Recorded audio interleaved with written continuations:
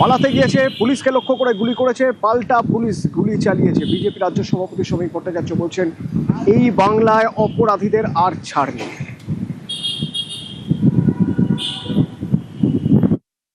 किसी भी अपराधी को बख्शा नहीं जाएगा। भारतीय जनता पार्टी चुनाव को पहले पश्चिम बंगाल की महिला के सामने वादा किया था, जब वह आउट वर्षा इन, ये प्रधानमंत्री जी का मैसेज था।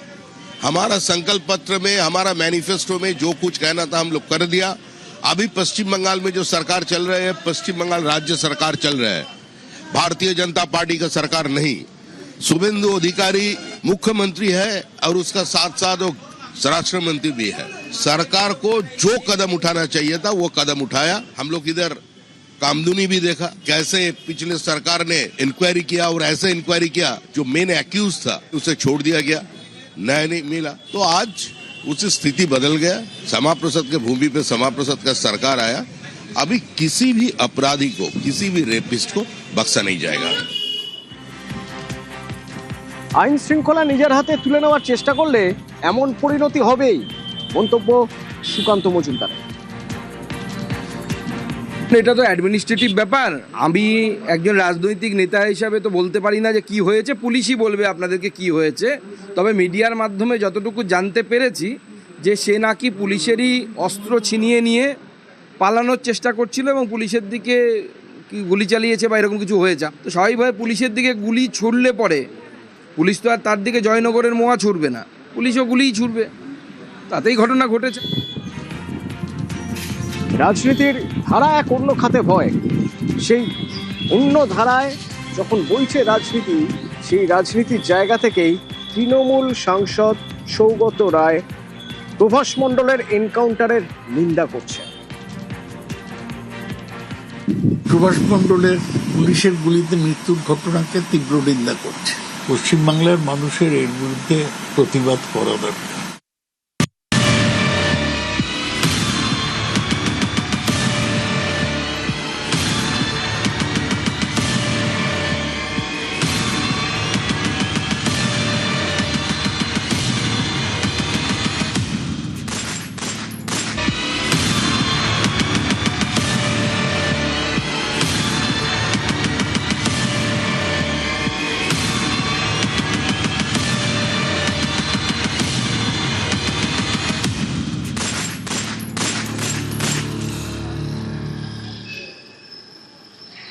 নারকীয় ঘটনা ঘটেছিল বারুইপুরে, এবং এই বারুইপুরে ঘটনা ঘটার 24 ঘন্টার মধ্যে পুলিশ অ্যাকশন নেয় এবং তারপর সিট গঠন করা হয়।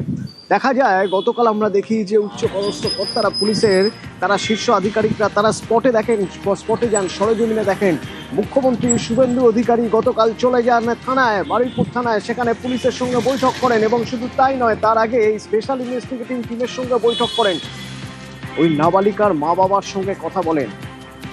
রাতে তদন্তের গতি বাড়াতে রিকনস্ট্রাকশনের প্রয়োজন হয়ে পড়ে, অর্থাৎ ঘটনার পুনর্নির্মাণ। এই ঘটনার পুনর্নির্মাণ কি না, যা যা বলছেন অভিযুক্তরা সেই জায়গায়, অর্থাৎ স্পটে নিয়ে গিয়ে তাদেরকে দিয়ে সেই জায়গায় যা যা বলছেন সেইগুলোকে মিলিয়ে নেওয়া।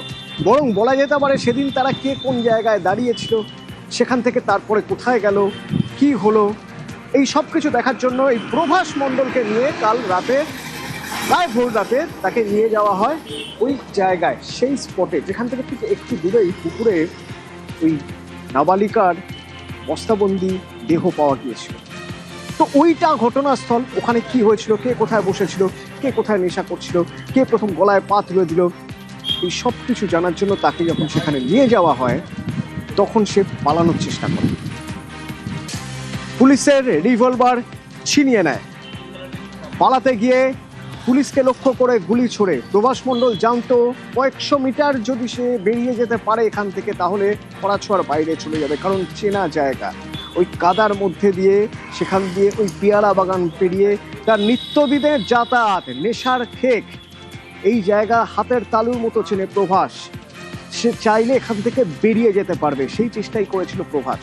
এবং তারপর ওই অন্ধকারে যখন পুলিশকে লক্ষ্য করে গুলি ছোড়ে, পাল্টা পুলিশকেও গুলি চালাতে হয়। পায়ে গুলি, কোমরে গুলি, রক্তক্ষরণ, সঙ্গে সঙ্গে হাসপাতালে নিয়ে গেলে ব্রড ডেথ ঘোষণা করা হয়। এইখান থেকেই সবচেয়ে গুরুত্বপূর্ণ জায়গা, এরকম একটা জঘন্য ঘটনা, মারাত্মক অপরাধ, সেই অপরাধের যখন চার্জশিট তৈরি হবে, চার্জশিট ফ্রেম করতে গেলে, মামলা করে তদন্তে গতি আনতে গেলে, অপরাধীদের সাজা দিতে গেলে কতটা গুরুত্বপূর্ণ রিকনস্ট্রাকশন বা ঘটনার পুনর্নির্মাণ। বারুইপুর থানা চত্বর থেকে আমার সঙ্গে অমিত রয়েছে সরাসরি। অমিত, একেবারে দেখো, যে ঘটনা ঘটেছে অর্থাৎ ধর্ষণ করে যে খুনের ঘটনা, সেই ঘটনার ক্ষেত্রে আগামী দিনে যখন বিচার প্রক্রিয়া শুরু হবে সেই সময় এই রিকনস্ট্রাকশনের যে রিপোর্ট বা পুনর্নির্মাণের যে রিপোর্টটা অত্যন্ত গুরুত্বপূর্ণ।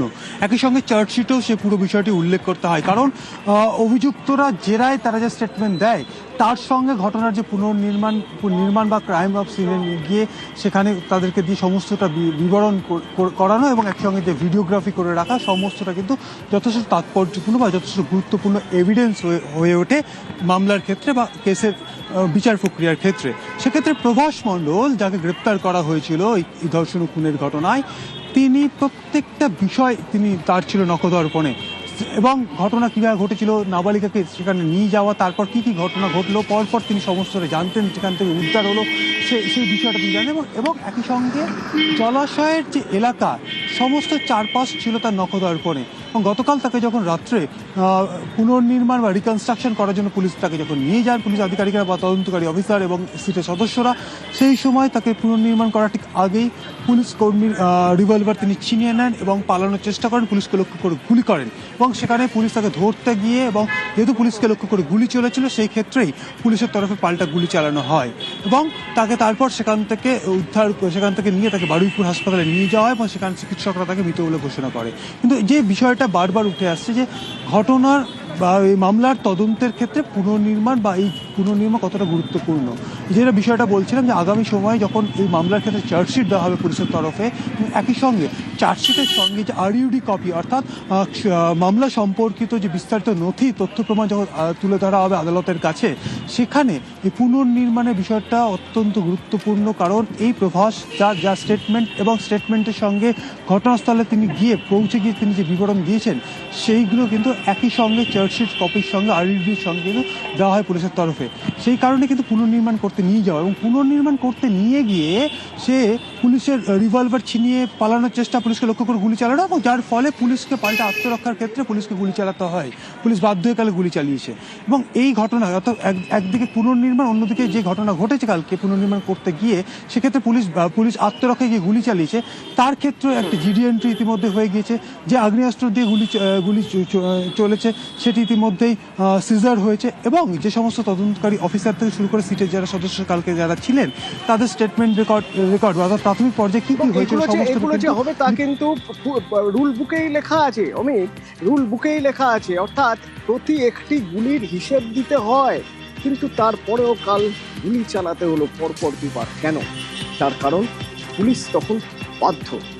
পুলিশ জানে এই অন্ধকারে প্রভাস মণ্ডল হাতের তালুর মতো এলাকা ছেড়ে কোন জায়গা থেকে কোন ফাঁক থেকে গুলি চালাবে, এবং তাতে বিপদ বাড়বে। রীতিমতো একবার গুলি চালিয়েওছে পুলিশকে লক্ষ্য করে, যে কোনো সময় আরো একটা বুলেট প্রভাসের দিক থেকে পুলিশের দিকে ধেয়ে আসতে পারে। তখন নিরুপায় হয়ে পুলিশ গুলি চালায়, একটা গুলি লাগে পায়ে, একটা কোমরে, ব্লিডিং হচ্ছে। সেই অবস্থায় হাসপাতালে নিয়ে গেলে মৃত ঘোষণা করা হয় প্রভাস মণ্ডল।